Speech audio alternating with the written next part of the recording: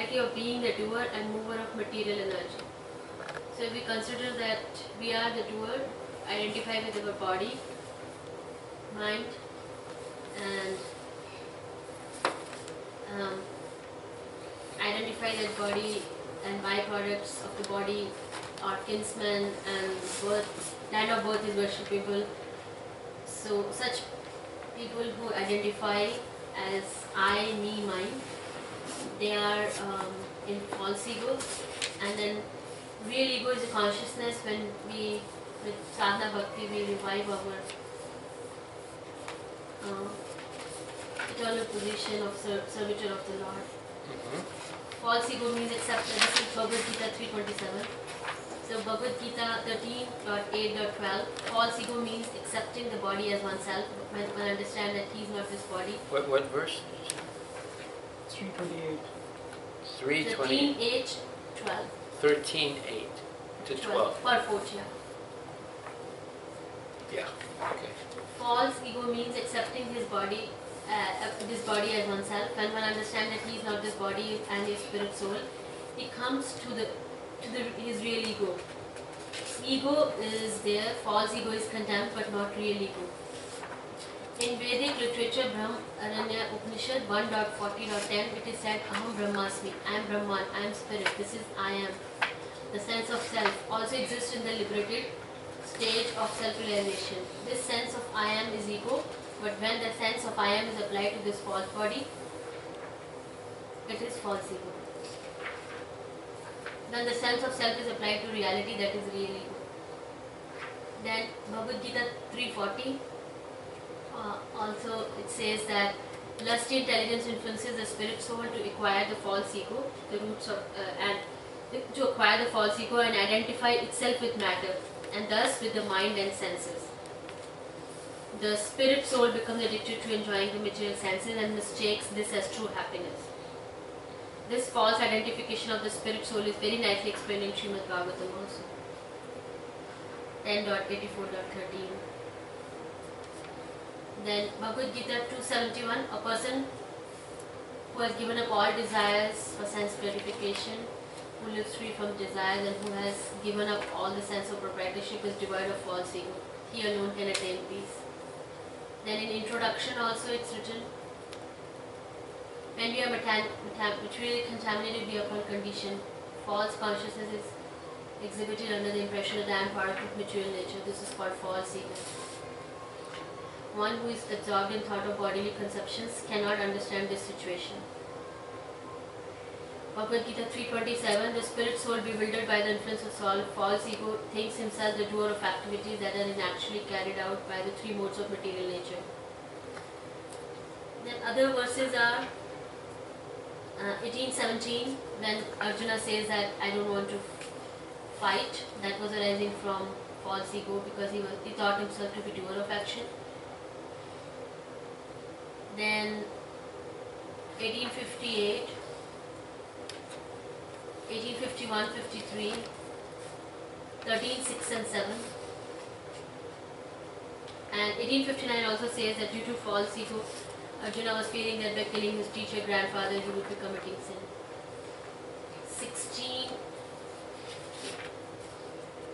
yeah, BJ 271, I think I told that earlier. No, 270, yeah, 271. Nirmamo Nirankara. Very good. Sorry, Prabhuji, it's not structured because I did it very fast. Thank you, Prabhuji. Did you mention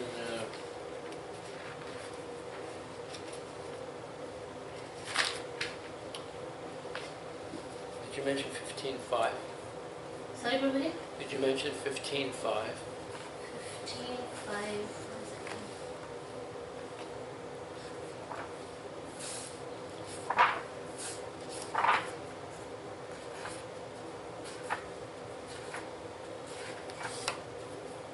Yeah, there are more verses, Prabhuji, like...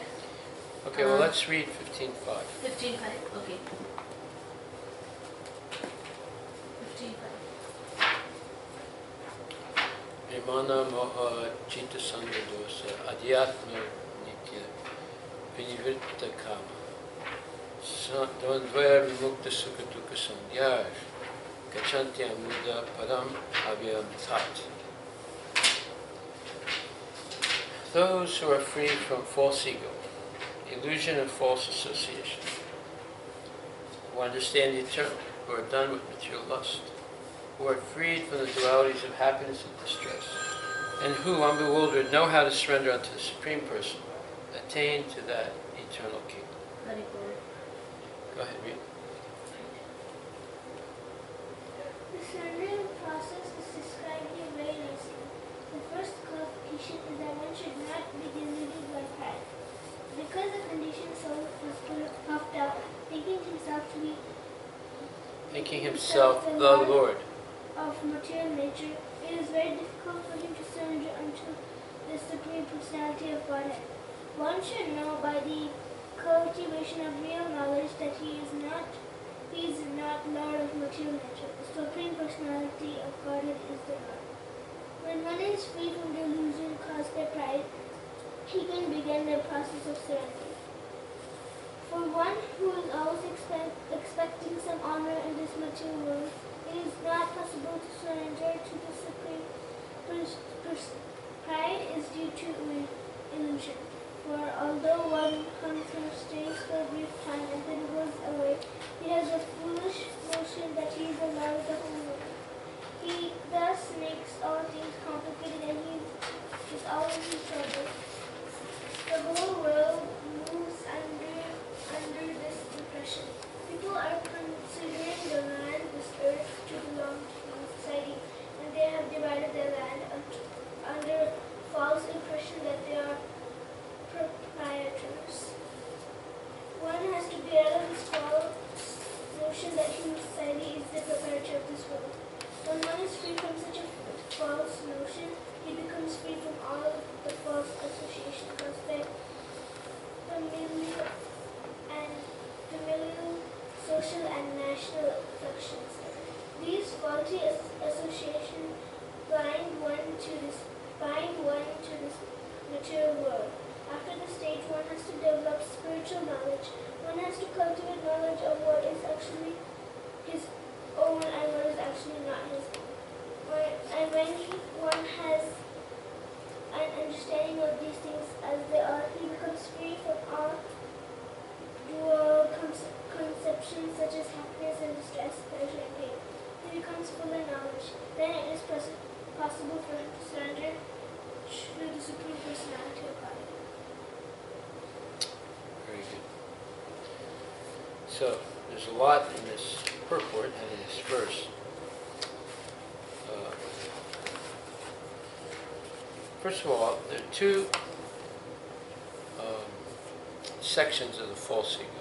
One is, I'm the enjoyer, and I am the Lord. I am the Lord and I am the enjoyer. Esvaro, aham, bhogi. I am the Lord, I am the enjoyer.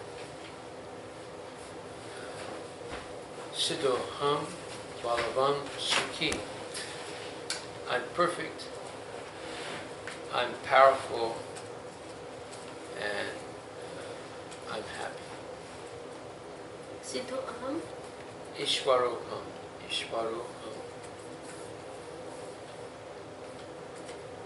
aham bhogi. The 16th chapter, 14th verse. Sidhho, I'm perfect. Balavan sukhi, I'm very powerful and I'm happy. This is the false ego. So it has these two sections. I'm the Lord and I'm the enjoyer. This is called false prestige. Or false ego.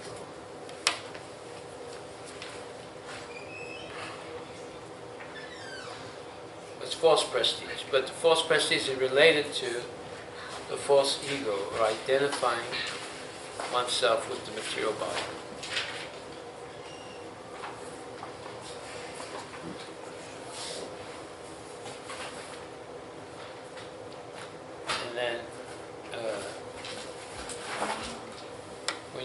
identify with the material body, then you are in illusion, moha.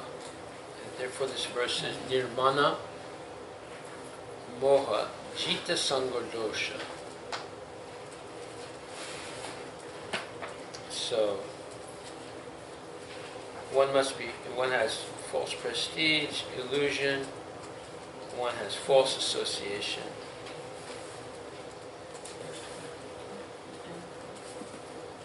And one is full of lust, and one is lacking totally spiritual knowledge. Okay, so let's write those points down. Number one, false prestige. Two, along with the false prestige, one is in complete illusion because they identify with the body.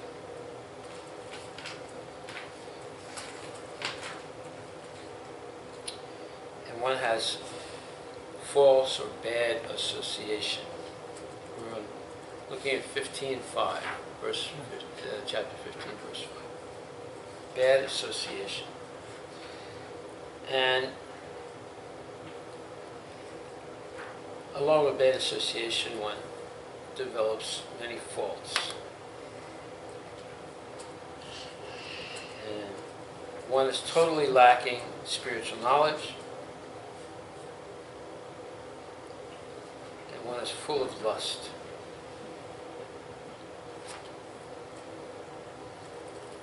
One is suffering from dualities of life, or affected by the dualities of life, such as happiness and distress.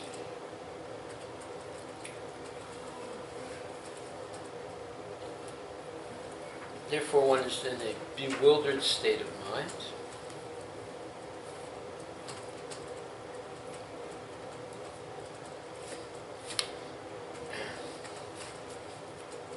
These are all symptomatic of false ego.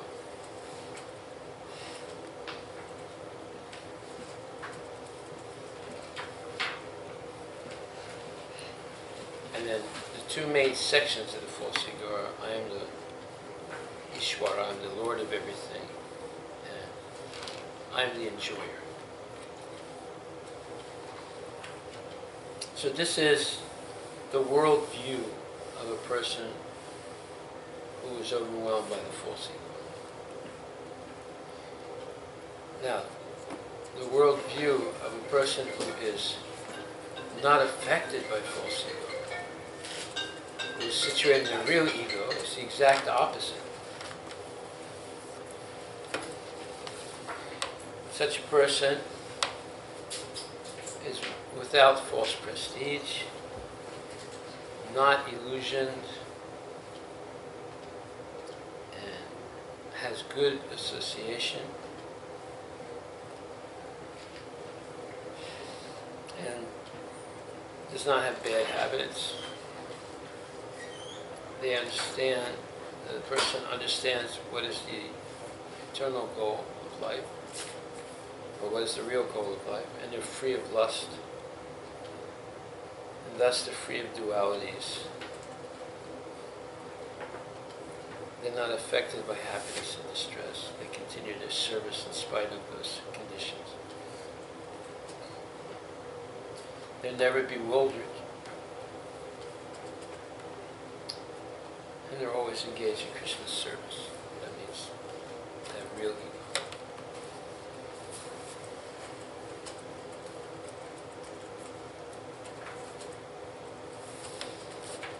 Okay. So having good association. Yeah. So, Good habits. and like one has false prestige, instead of that, one thinks to be servant of Krishna. One is free of false prestige. And yeah, one thinks that their real identity is to be the servant of Krishna. All of those are symptomatic of real ego.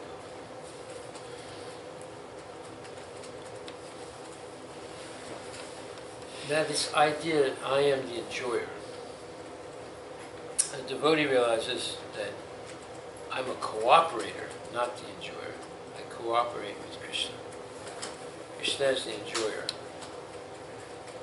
And I work to please You Krishna. have to write notes too.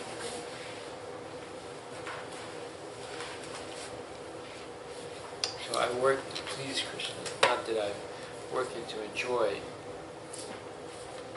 as a competitor of Krishna.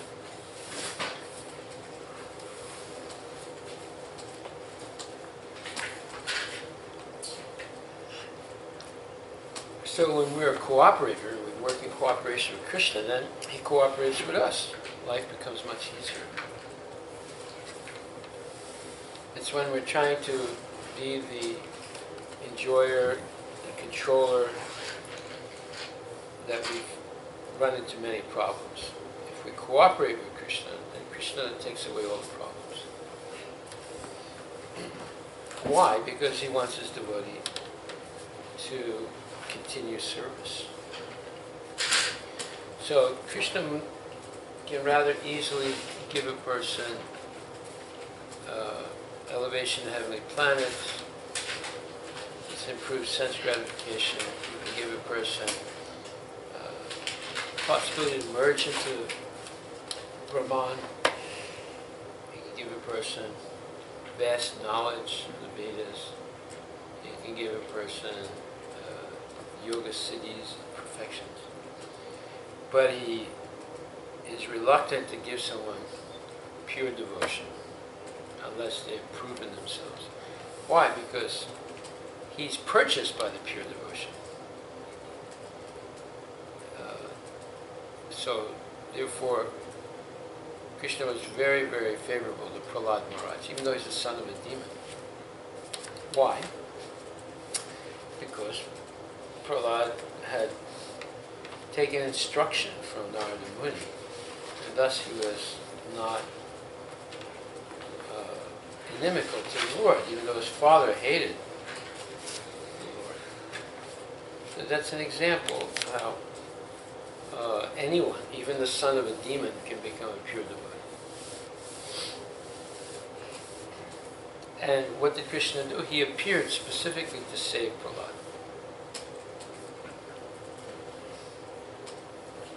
So Krishna will go out of his way to serve his devotee, to help his devotee. Therefore, we should understand this and engage in Krishna's service and always wait for his mercy. So that's called cooperating with the Lord. If we cooperate with the Lord, just like you say, if you take care of your car will take care of you. Right? But if you ignore the car, don't put any oil, put gasoline, cheap gasoline in it, this thing, that thing, eventually it'll break down very quickly. So you take care of your car will take care of you. If we take care of Krishna, Krishna will take care of us. Therefore, we have a real reason to be Krishna conscious. Looking for something here. Let's see. Yeah, so Srila Prabhupada writes, in the preliminary phase of spiritual life, there are different kinds of austerities, penances, and similar processes for attaining self-realization. However, even if an executor of these processes is without any material desire, he still cannot achieve devotional service. And aspiring by oneself alone to achieve devotional service is also not very hopeful, because Krishna does not agree to award devotional service to merely anyone. Krishna can easily offer a person material happiness or even liberation, but he does not agree very easily to award a person engagement in his devotional service. Devotional service can, in fact, be attained only through the mercy of a pure devotee. In the Chaitanya Charitamrita Madhya 19:151, it is said, by the mercy of the spiritual master who is a pure devotee, and by the mercy of Krishna, one can achieve the platform of devotional service. There is no other way. The rarity of devotional service is also confirmed in the Tantra Shastra, where Lord Shiva says to Sati, my dear Sati, if If one is a very fine philosopher analyzing the different processes of knowledge, he can achieve liberation from the material entanglement. By performance of the ritualistic sacrifices recommended in the Vedas, one can be elevated to the platform of pious activities and thereby enjoy the material comforts of life to the fullest extent. But all such endeavors can hardly offer anyone devotional service to the Lord, not even if one tries for it by such processes for many, many thousands of births. In the Srimad Bhagavatam, it is also confirmed by Prahlad Maharaj that merely by personal efforts or by the instructions of higher authorities, one cannot attain to the stage of devotional service. One must become blessed by the dust of the lotus feet of a pure devotee who is completely freed from contamination of material desires. So, we can't be free of the false ego without the help of a bona fide teacher. On our own, we've been so much involved with the false ego for so many births and deaths, it's almost impossible to recognize it, and just as impossible to overcome it. But with the help of a bona fide teacher and good association of genuine devotees, then one can overcome the false ego. So Prabhu, what are the examples of people being liberated but not being devoted? People like Durvasa Muni. He could go even to Vaikuntha, but he was envious of Maharaj Ambarish. And therefore, when he tried to kill Maharaj Ambarish, Krishna saved Maharaj Ambarish by throwing his Sudarshan Chakra. And his Sudarshan Chakra chased Durvasa Muni all over the universe. He even went to Lord Vishnu and begged him to stop the chakra, his chakra. And the Lord said, I cannot do that. He said, but it's your chakra. He said, yes, but you insulted Ambarish Maharaj. Your only hope is to go and surrender to him. Then the chakra went home. So he was a perfect yogi. He could go to Vaikuntha. He could fly through space. He could do so many things. He had so much power. But he was no match for Ambarish Maharaj, who was a king and a worldly person, but actually he was a genuine devotee. So Maharaj Ambarish didn't try and protect himself. He just depended completely on Krishna. And whatever Durvasa Muni thought was wrong with Maharaj Ambarish was speculation. There was nothing wrong with him. He was just a genuine devotee, even though he was a king. Even then, most people thought you can't be a pure devotee and a king. Right? Well, they were wrong. Prahlad Maharaj was a king, pure devotee. Durvasa Muni, Maharaj Ambarish was a king, he's a pure devotee. There were so many great kings. Yudhishthira was a great king, he's a pure devotee. What does it mean to be a pure devotee? One is free of the false ego. And one considers that Krishna is the supreme enjoyer, Krishna is the supreme Godhead. And I am the servant trying to be the servant of the Lord. I'll follow in the footsteps of genuine Vaishnavas. So, we have examples of great kings who were devotees. So there's no, and you have someone like Haridas Thakur, born a Muslim, he's a pure devotee. So there's no inhibition, there are no obstacles. You can become a pure devotee in a second if you make the decision to always serve Krishna. Okay, so now we can read. Yeah. So when we say, so that means these are the symptoms. If like you're free of dualities, you're not bewildered, that you're having real ego. And how do we become free of dualities? We only do those things that are pleasing to Krishna. As soon as we want to do something pleasing to ourselves, duality begins. If we only do those things that are pleasing to Krishna, no duality. And there's no disloyal competition either. Disloyal competition? Yes. What is that? Well, there's loyal competition and disloyal competition. Oh. Just like the fighter Mike Tyson. He was, fighter. Boxer. Huh? Boxer. So he was fighting with, I forget the name of the person. And they were fighting, infighting, and then every once in a while they hold each other a little bit, and then they let go. The referee puts them apart, and then they fight again. So when they were holding each other for a second, he bit off his ear. Yeah. Mike Tyson. Yeah. He bit off his ear, and then they suspended him right away, and they gave the title to the other man. So people are like that. That's disloyal, right? They both have to follow the rules, right? There's a referee, there's so many witnesses. Still, he went into a state of illusion. He thought he was on the street fighting with someone. He bit off his ear, and the other man won another fight.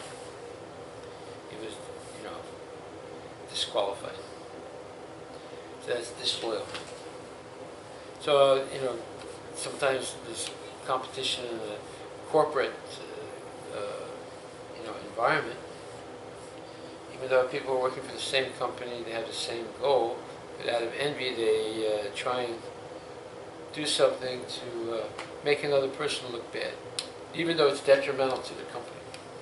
But they do, all kinds of tricks like that. Just only a person who has a false ego can do something like that. If you have a real ego, then you believe in Krishna, and you tolerate so many things, but you work honestly. And having good association, Prabhuji, can we be very limited association rather than, let's say if you are going into a workplace where all are bad, right? If you talk to them, this is all negative. They are going to say, they are going to talk. So what is good association? Good association means lone association also. No. I mean, at least hearing chanting is continuing, but No one can ever, we just read this.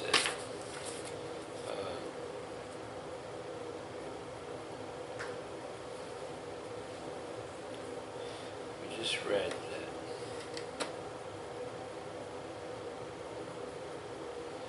that, that being off by yourself is not a good idea. would we can't avoid sometimes this association. So in that case, we And aspiring by oneself alone to achieve devotional service is also not very hopeful, because Krishna does not agree to award devotional service to merely anyone.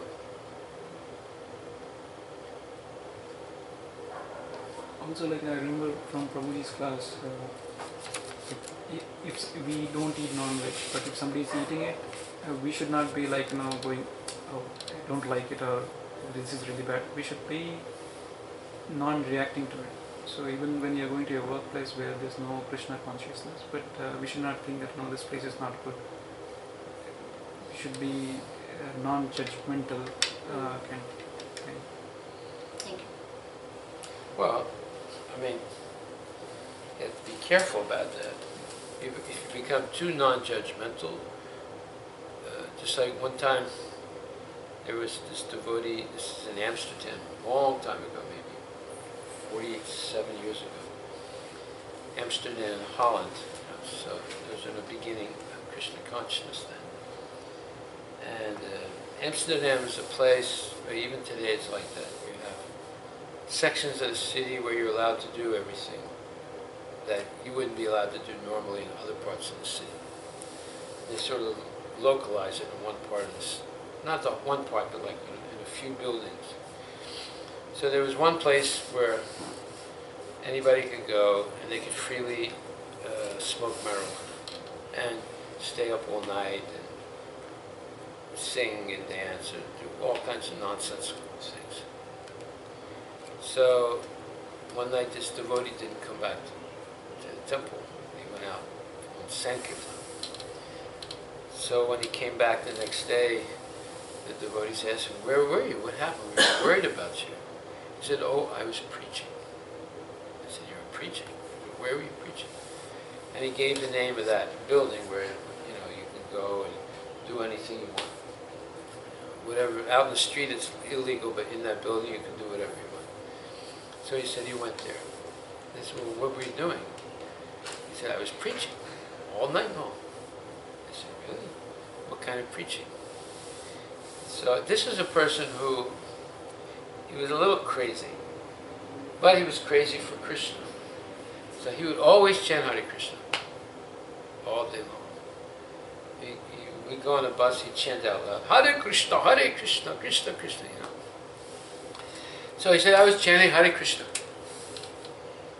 They said, oh, really? Yeah. He said, yes. And other people were saying Hare Krishna to me. And I said, well, what preaching did you do? He said, well, I didn't do any preaching, I just chanted Hare Krishna all night. Well, that's pretty good. And they asked him, did anyone talk to you? He said, oh yeah, there were people talking to me. Did they ask you a question? Yeah. They asked me questions. They said, what question they asked? They said, if we agree to chant Hare Krishna, will you agree to smoke marijuana with us? So they said, well, what happened?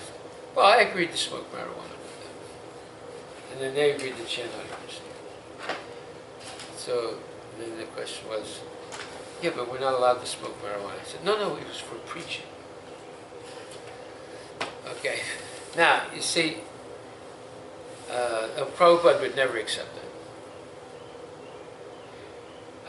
But this devotee rationalized that, you can do anything for preaching.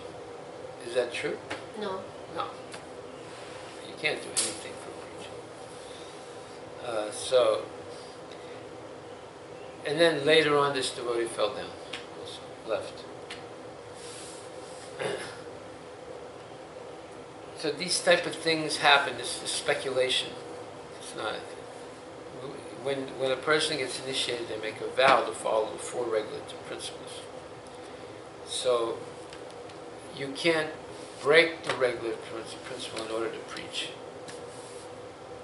That's not permitted.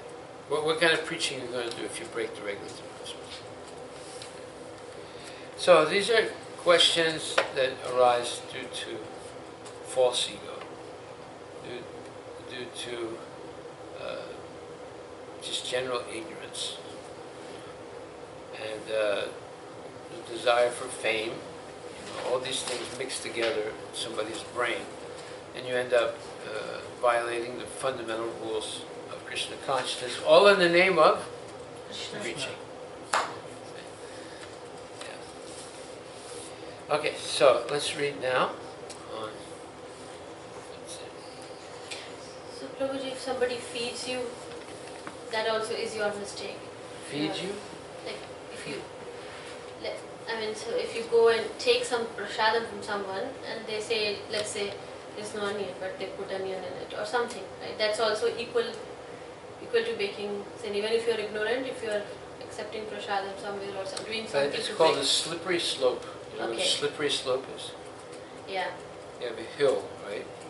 And it has ice on it. So if you're running down the hill, you can easily slip and slide and then fall and hurt yourself.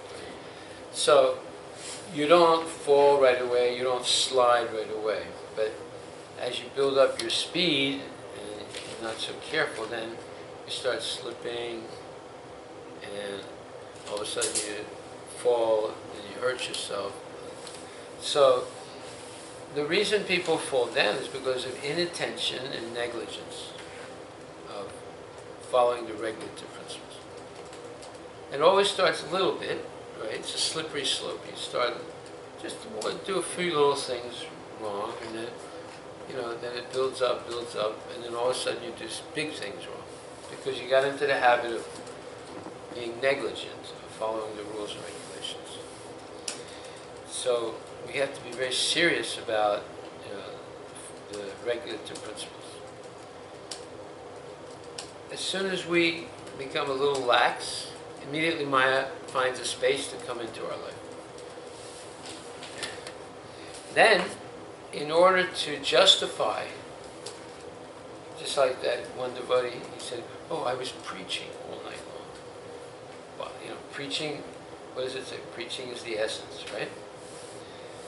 Books are the basis, preaching is the essence, purity is the force, utility is the principle. So, he's justifying breaking the principles because of preaching. Is that logical? No. If you break the principles, then what are you preaching? You're preaching breaking the principles. You're not preaching Krishna consciousness. It's the one thing, at initiation we promised to follow the 4 regular principles and to chant 16 rounds every day.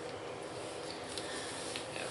So that's why probably even after initiation people are not able to make tangible progress. Because of inattention and negligence. Yes. Yes. And nothing should stop. Well, they're on the slippery slope. They start slipping a little bit, more and more until they're out.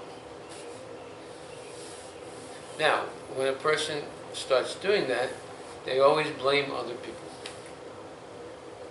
It's never their fault. So, oh, so-and-so did this, Just like, if someone jumps off a bridge and kills themselves, does that give us a license to jump off a bridge and kill yourself?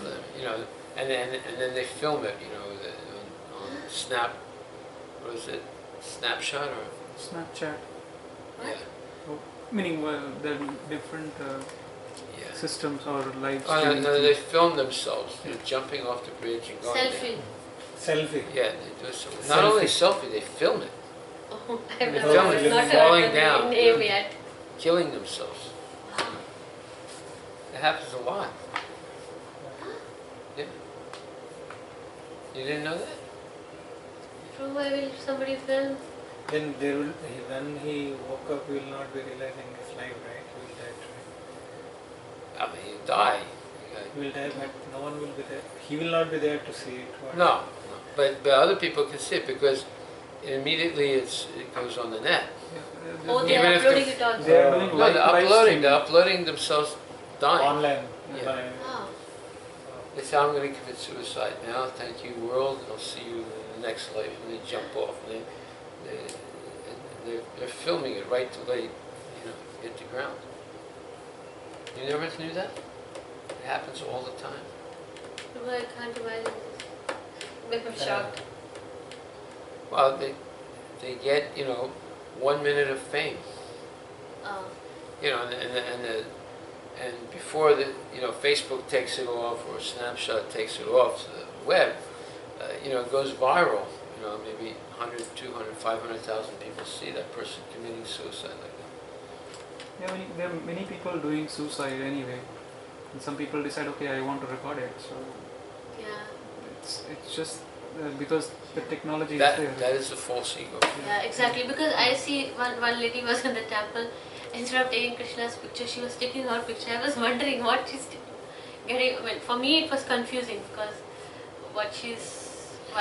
She's probably sending it to someone. Okay, so let's read a little bit. We have to stop. I don't know what time it is. What time is it? 7:30. 7:30 already? Yeah. Wow. So, We'll just read a little bit. So I'll give you milk. No, that's okay. No, we can go to the temple. I'll just give you milk. Sit down and read. Reading is good. This is the milk. Okay, you read. Where do we Let's see. introduction? Page 13. What am I? We shall find, therefore, in this Bhagavad Gita that the complete whole is comprised of the Supreme Controller. See that? Yeah. Yes. We shall find, therefore, in this Bhagavad Gita that the complete whole is comprised of Supreme Controller, the controlled living entities, the cosmic manifestation, internal time and karma, or activities, and all of these are explained in this text. All of these taken completely form the complete whole, and the complete whole is called Supreme Absolute Truth. The complete whole and the complete Absolute Truth are the complete personality of Godhead, Sri Krishna. All manifestations are due to his different energies. He is the complete whole. It is also explained in the Gita that impersonal Brahman is also subordinate to the complete Supreme Person, Brahma Mano. He Pratishtham. Brahman is more explicitly explained in the Brahma Sutra to be like the rays of sunshine. The impersonal Brahman is the shining rays of the Supreme Personality of Godhead. Impersonal Brahman is incomplete realization of the Absolute Whole. And so also is conception of Paramatma. In the 15th chapter, it shall be seen that Supreme Personality of Godhead, Purushottama, is above both impersonal Brahman and the partial realization of Paramatma. The Supreme Personality of Godhead is called Satchidanand Vigraha. The Brahma Samhita begins in this way. Ishvara Parama Krishna Satchidananda Vigraha Anadi Adi Govinda Sarva Karanam Karanam. Govinda Krishna is the cause of all causes. He is the primal cause and he is the very form of eternity, knowledge and bliss. Impersonal Brahman realization is the realization of his Sat, eternity feature. Paramatma realization is the realization of Sat Chit, eternal knowledge. But realization of the personality of Godhead Krishna is realization of all the transcendental features, Sat, Chit and Ananda, eternity, knowledge and bliss, in the complete Vigraha form. So, you see, this is very important. What is Prabhupada doing here? He's differentiating between Ishvara and the Supreme Absolute Truth. Ishvara means a controller. But there are many controllers. Lord Shiva is a controller, Lord Brahma is a controller, Indra is a controller, Varuna is a controller, Mitra is a controller, Chandra is a controller, Surya is a controller. So there are many Ishwaras. But there's only one Supreme Absolute Truth. So Krishna, as the Supreme Absolute Truth, is the origin of the Brahman. He's the origin of Paramatma. He's the origin of all incarnations. He's the origin of the material worlds. He's the origin of all the living entities.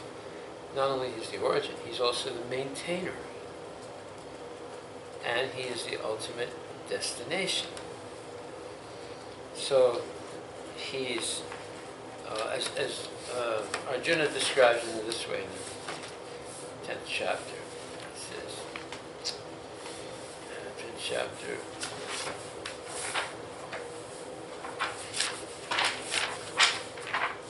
15th verse. It says, Swayam evat manatmanam vita atvam purushottamam bhutabhavana bhutesu devadiva jagatpate. Arjuna describes Krishna saying, indeed, you alone know yourself by your own internal potency, O Supreme Person, origin of all, Lord of all beings, God of gods, Lord of the universe. So when he says God of gods, so Shiva is a god, Brahma is a god, Indra is a god, Surya is a god, Yamaraj is a god. But he's the God of gods, capital G, and the other gods are small g. And then how is it? Because not only he's the origin of everyone else, all the Narayana forms, all the Vishnu forms, all the incarnations, all the jivas, the living entities, all the material world, the material energy. Not only is he the origin, but he's also the maintainer of everything. And he is the final destination of everything. He's the origin and the final destination. Okay, so here Arjuna says, Bhuta Bhavana Bhute Su. Bhute Sa, right? He says, You are the Bhuta Bhavana, you're the origin of everything. Bhuta Isha, you're the Lord. Bhuta Isha means you're the Lord of everything. And you are the origin of everything. And then Deva Deva, you're the Lord of all demigods. And Jagatpate, you're the Lord of the entire universe. So this is a very nice explanation of who Krishna is. One verse. 10:15. Chapter 10, verse 15. So therefore, in the purport, Prabhupada quotes a verse explaining the three levels of understanding the Supreme Absolute Truth. Vadanti tat tattvavidas tattvam yajnanamadvayam brahmeti paramatmeti bhagavan iti sabhyate. The first canto's second chapter, 11th verse. The Supreme Truth is realized in three aspects: as impersonal Brahman, localized Paramatma, and at last as the Supreme Personality of Godhead, Sri Krishna. So at the last stage of understanding the Absolute Truth, one comes to the Supreme Personality of Godhead. A common man, or even a liberated man who has realized impersonal Brahman or localized Paramatma, may not understand God's personality.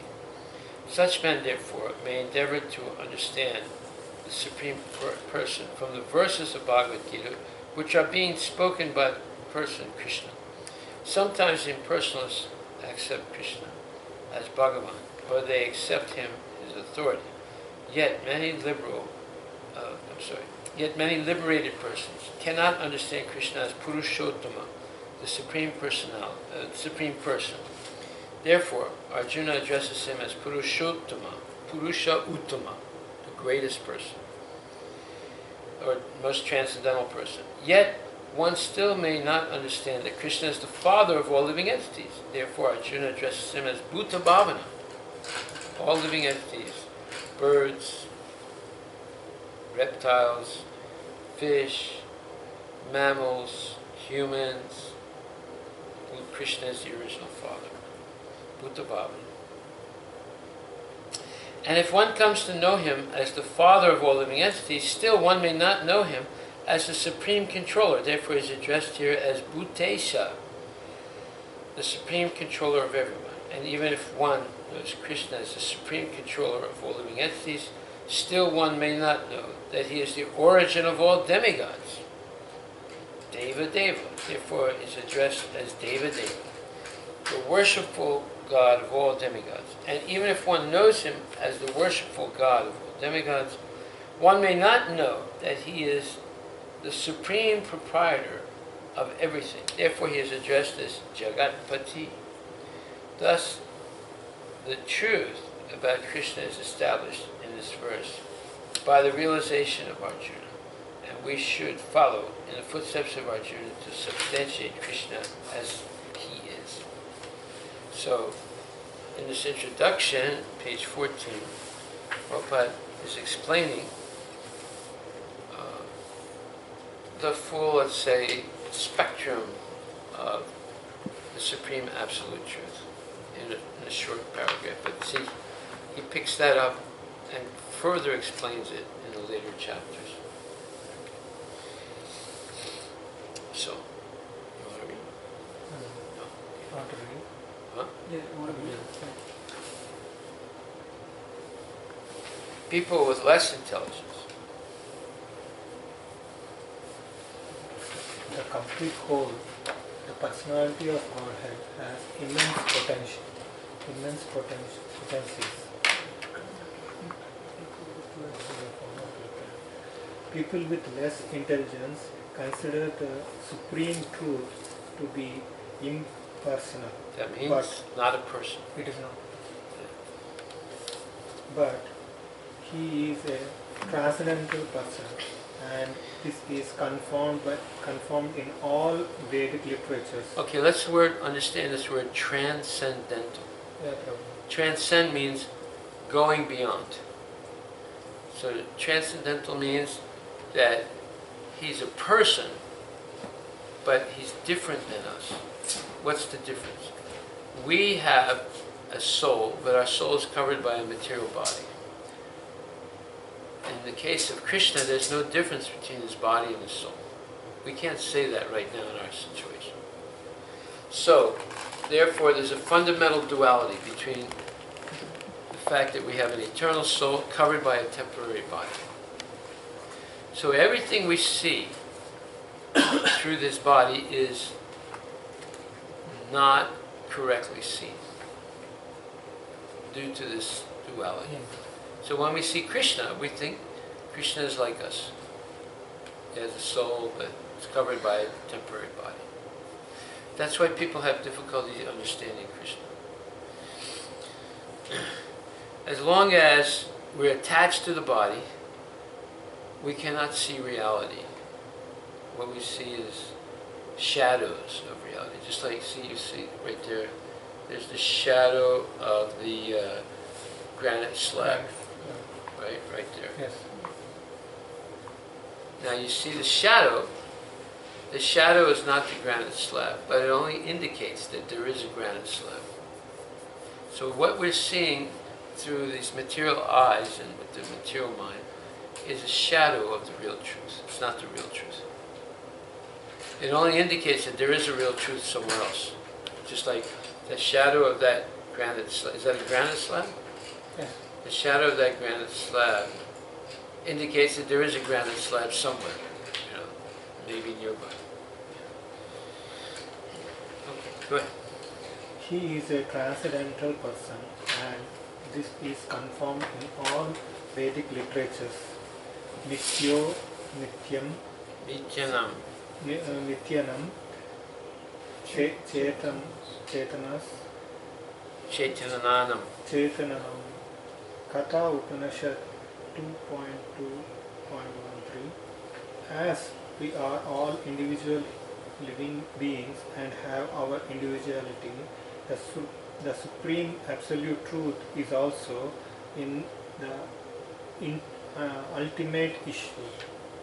A person and realization of the personality of Godhead is realization of all of the transcendental features in his complete form.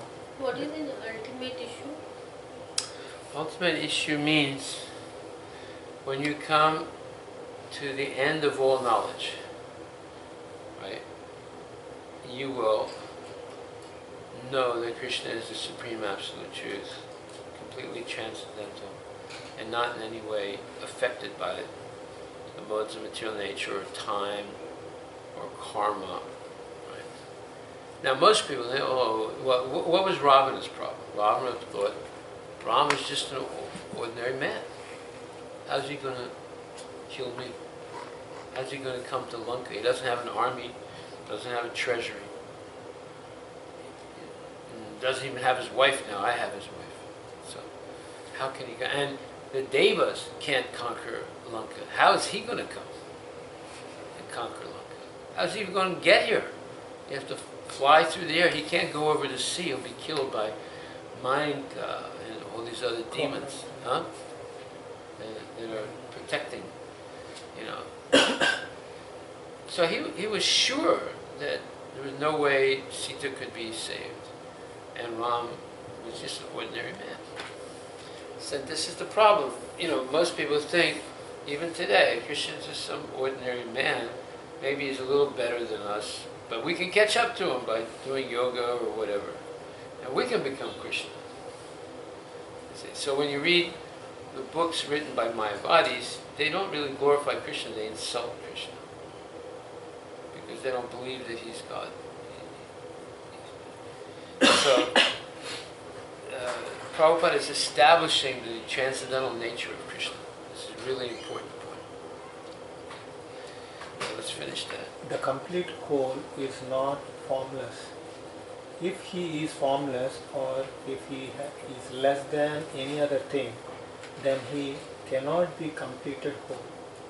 The complete whole must have everything within our experience and beyond our experience, otherwise it cannot be complete. Right. So whatever you see in this world is an incomplete representation of the truth, supreme absolute truth. But when Krishna comes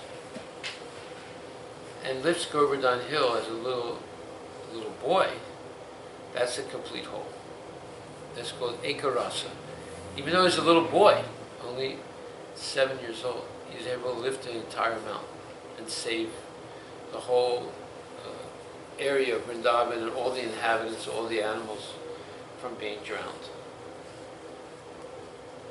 Can anyone else do that? No. So people think it's a fairy tale, like Snow White and the Seven Dwarfs, or Alice in Wonderland. They think it's just made up story. They can't believe. But why? Because they can't do it. Therefore, they can't believe that anybody else can do it. Just like I can't play NBA basketball. I wouldn't have a chance. That doesn't mean nobody else can do it. Just because I can't do it, other people can do it. So there's so many things Krishna can do that nobody else can do. So they think, oh, that's just, like Alice in Wonderland. It's made up story, or Mickey Mouse, or Donald Duck. It's all made up. No, it's not. Just because you can't do it doesn't mean someone else can't do it. Okay, let's finish. The complete whole, the personality of Godhead, has immense potencies.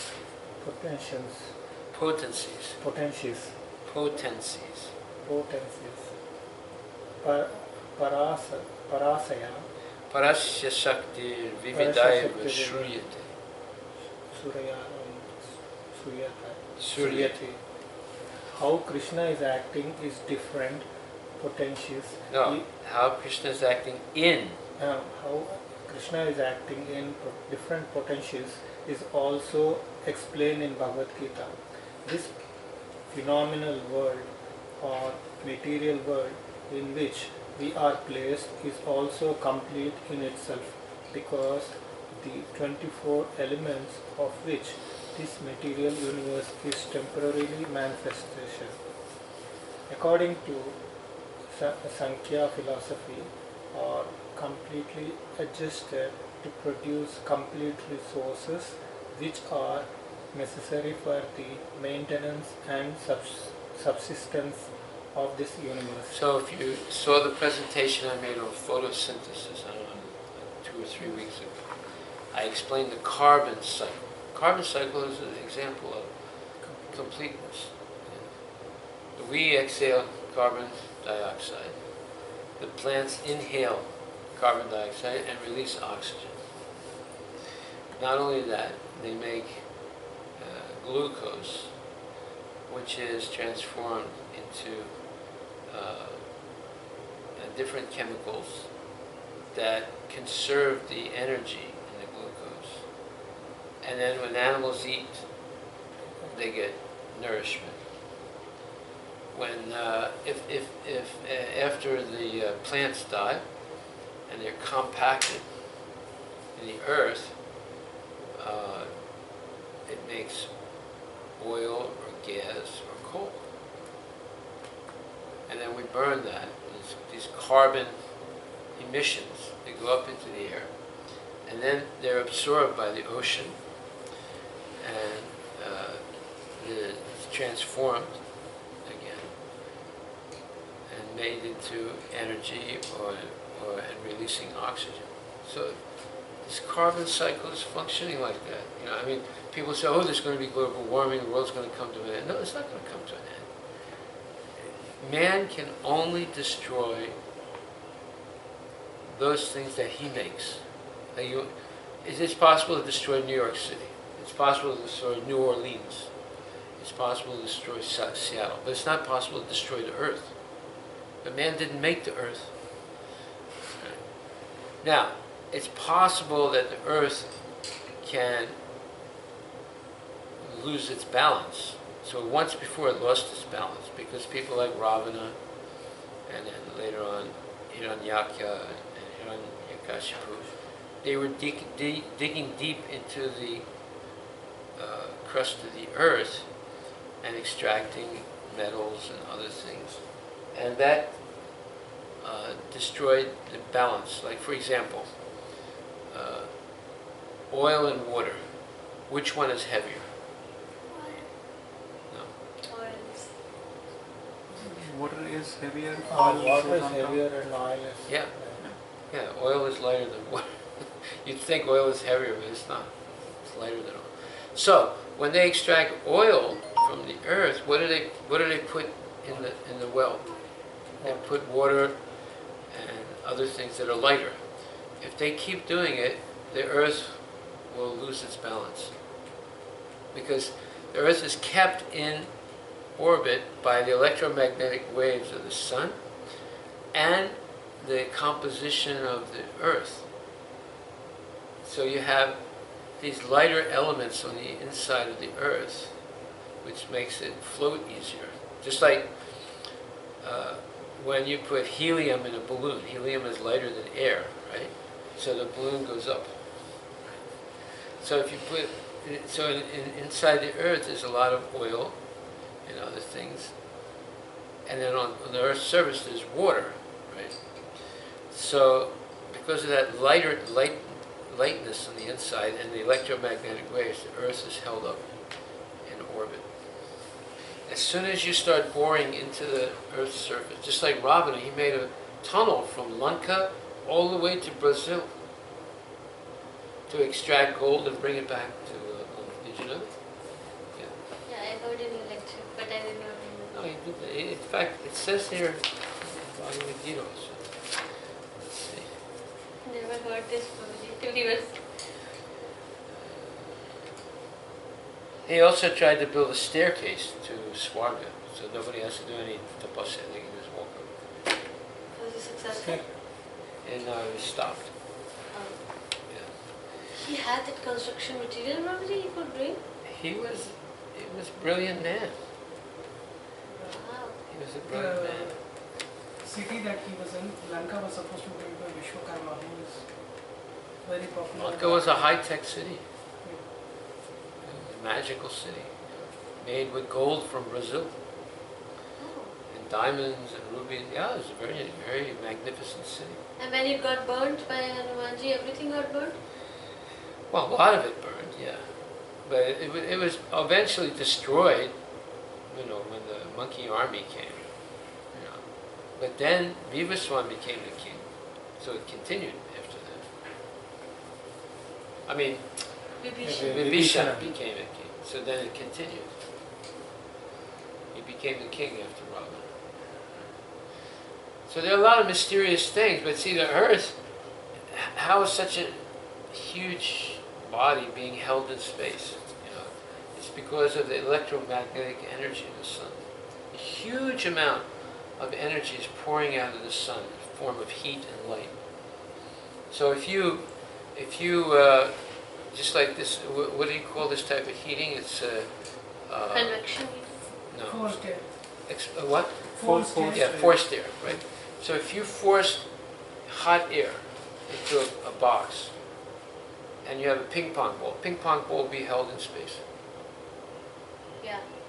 right? It's the same thing, how the earth, there's such tremendous amount of heat energy coming from the sun in the form of electromagnetic waves. It's holding the earth up. And the earth is being held up easier because there are lighter elements on the inside of the earth. As soon as you bore into the earth and extract those things and then replace it with something heavier like water, then the earth could potentially fall out of its orbit. And it did once before, when Hiranyakashipu's brother and other demons were boring into the surface of the earth. And then fell down into the Garbhodaka ocean, and then Lord Krishna appeared as Varaha and picked it up and put it back into orbit. So it's possible, not because of global warming, it's because of gold mines and oil wells and things like that. But isn't Hiranyakashipu after Varaha Avtara, like Narasimha Avtara is said to be after? Yeah, it was after. Well, I mean, there's different yugas and different histories, different incarnations. The stories in Bhagavatam are not chronological. They are. Yeah, probably so. They can be from different times. Okay, so I think maybe we'll finish that paragraph and then we'll stop. There is nothing Extraneous. extraneous, That means outside of. nor is there anything needed. So in other words, anything Krishna makes is complete, right? And perfect. So there's nothing outside of it, and there's nothing lacking inside of it. Yeah. This manifestation has its own time fixed by the energy of the Supreme Whole, and then its And time, when? and when its time is complete. These temporary manifestations will be Annihilated. and annihilated by the complete arrangement of the complete. In other words, Krishna has complete control of what's happening. So therefore he knows exactly how long Kali Yuga is going to last, how long Satya Yuga lasts, how long Dwapara Yuga, Treta Yuga. It's all pre-planned, pre-programmed. Like you can program your microwave or your television. It's all pre-planned. Prabhuji, one question. When it's pre-planned, like that, but we say limited will, and I understand that. But when we say some becomes pure devotee of Krishna, so that's also pre-planned. Who will become pure devotee? Who will not become, or who will fail down? It's like this. It's pre-planned that there is elementary school, middle school, high school, college. Now, every kid has a right to be educated in America. Right? So every child can go to public school. Every child can go to state-funded or government-funded universities also. Pay little or no tuition or get tuition-free education. Now, is it pre-planned that every child will get a degree? No.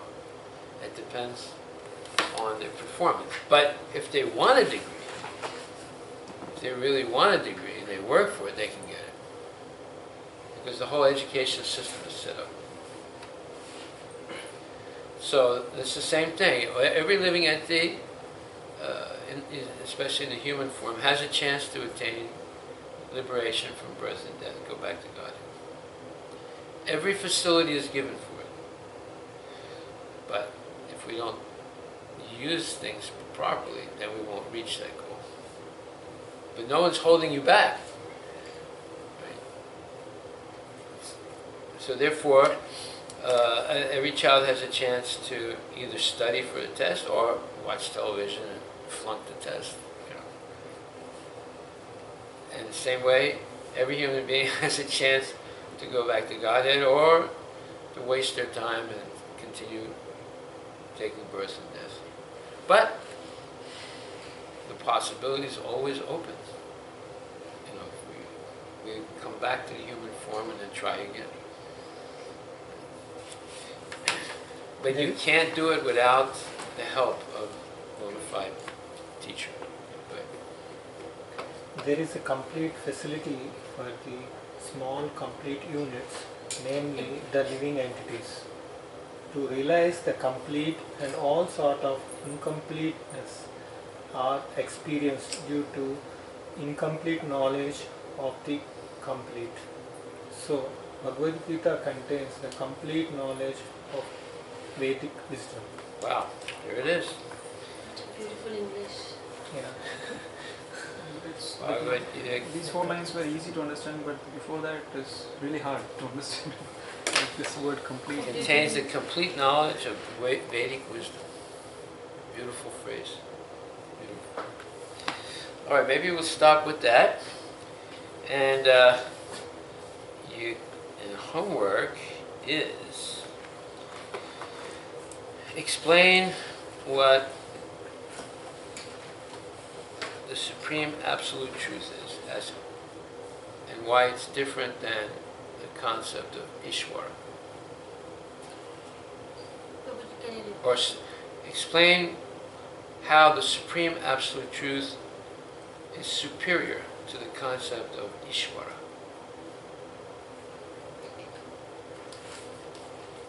And we explain there are many Ishvaras. Explain how supreme. Absolute truth is superior to the concept of Ishvara.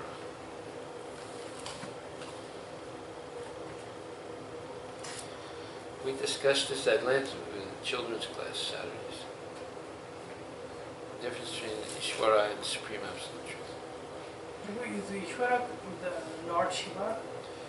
Ishvara is Lord Shiva, Lord Brahma, Surya, Chandra, Mitra, they're all Ishvaras. Yamaraj, they're all controllers. But the Supreme Absolute Truth is superior to the concept of Ishvara. Therefore it says Ishvara Parama Krishna, the Supreme Ishvara is Krishna. Satchitananda Vigraha, who has a transcendental body made of eternal bliss and knowledge. Satchitananda Vigraha. Anadir Adir Govinda. He has no beginning. He is the original person. And he's known as Govinda, the source of pleasure for all the senses, or the object of pleasure for all the senses. Sarvakaranam, he's the cause of all causes. So that is supreme absolute truth as opposed to Ishvara. So all these words are interchangeably used nowadays. No, falsely used. Yeah. They give false or... Because people do not know the actual meaning. Yes. Yeah, God is Ishwar, Ishwar is God, or Bhagavan is same. They're all God. They're all. Yeah. They're all equal. They're all So equal. we are also God. We No, can maybe- become Yes, God. say, We yeah. can become God by doing some yoga. Yeah. If you see the meaning, it says it's a controller. It's not, Bhagavan has different meaning versus Ishwara, but in Indian culture, we say, We've forgotten what is interchangeably we Ishwar. use like Ishwar or Bhagavan is just same. Ishwar, Bhagwan, Prabhu. Yeah, it's all We in Hindi there is term called Prabhu, and we use for God. We have never used for spirit, people. Yeah. living entities. Yeah. Well, Prabhu is used for God, definitely. Oh, it's used. Huh? It's used. Yeah, but I mean, different words can have first meaning, second meaning, third meaning, depending on the context. Like, for example, there are words like, we studied one today. What is it?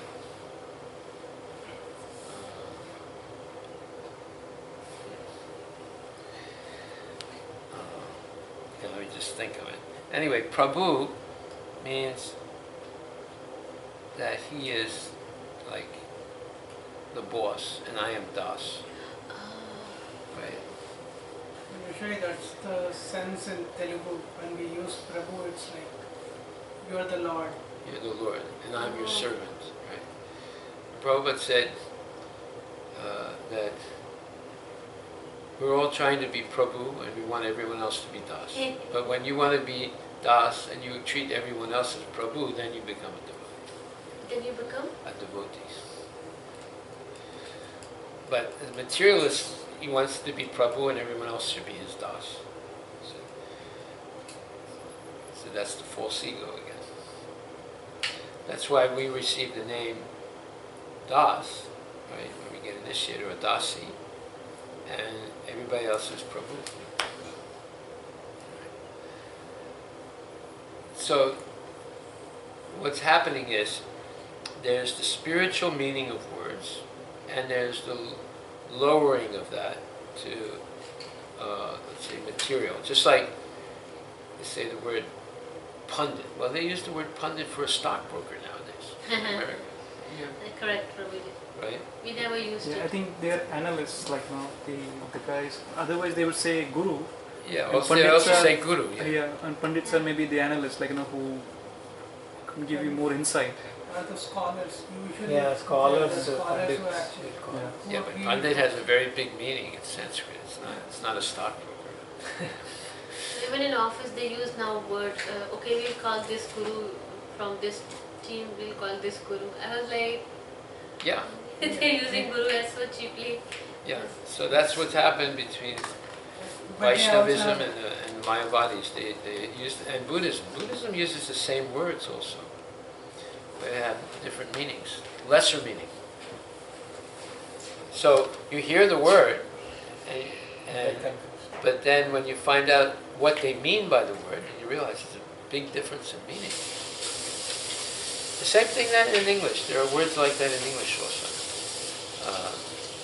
And anytime you look in the dictionary, you'll see first meaning, second meaning, third meaning. Sometimes there's a world of difference between the first meaning and the third meaning.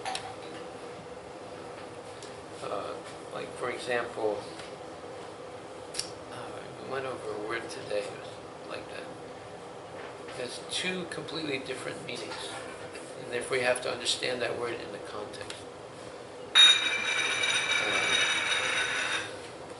Okay, now there's different categories. Like, for example, you have words that have same spelling but different meaning and different pronunciation, or sometimes same spelling, same meaning, or same spelling, same pronunciation but different meaning,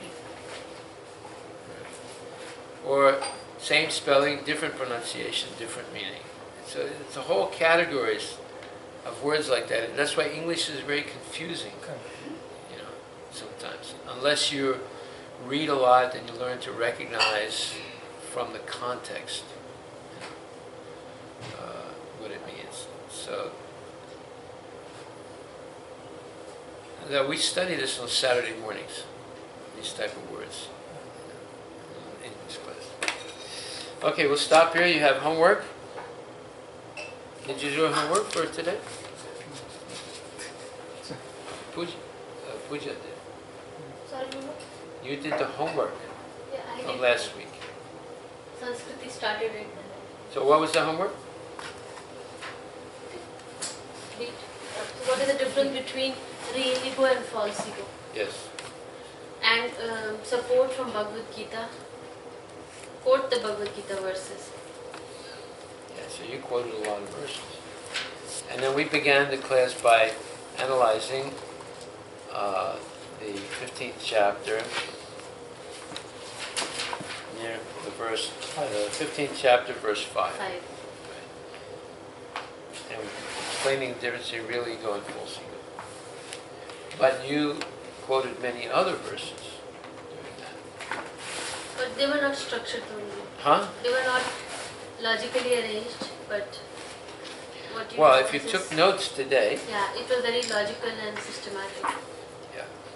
because this 15th chapter, 5th verse explains the real ego. But if you take the opposite, then you have to know what the false ego is. And then we also quoted the 10, 15. 16th chapter.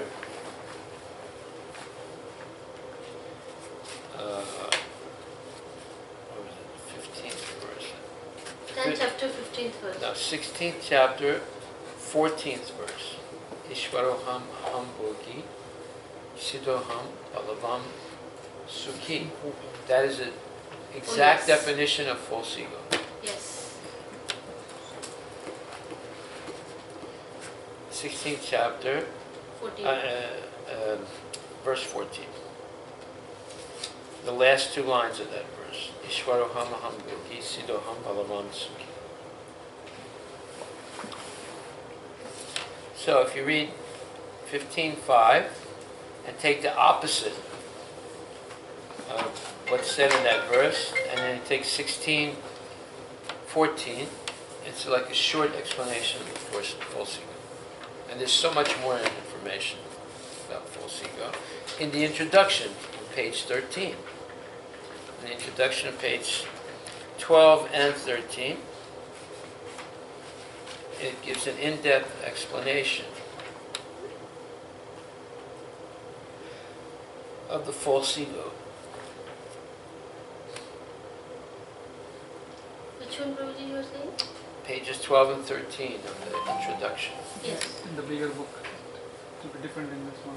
12 and 13. It might be different in the, well, if you have the big book, 12 and 12 and 13, yes. 13. Yes. Yeah. Hari Bol. Jai Shri Prabhupada ki jai.